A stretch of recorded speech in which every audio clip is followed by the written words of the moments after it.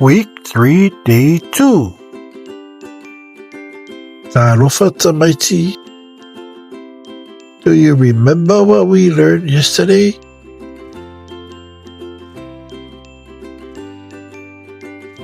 What is the Samoan word we use when we ask one person to stand up? TUTØ I LUGA. TUTØ I LUGA.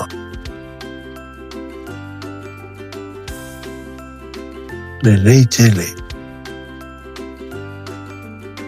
But today, we are going to ask more than one person to stand up. We don't say TUTØ I LUGA. Repeat after me. We say TUTØ I LUGA. Again, TUTØ I LUGA. Remember, it is still the Samoan word for stand up. However, we use tutu when it is more than one person. Okay? Remember that. Say it again. TUTØ I LUGA. TUTØ I LUGA. Lele tele. Our extra word today is ma.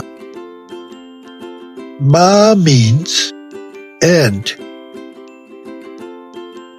Ma.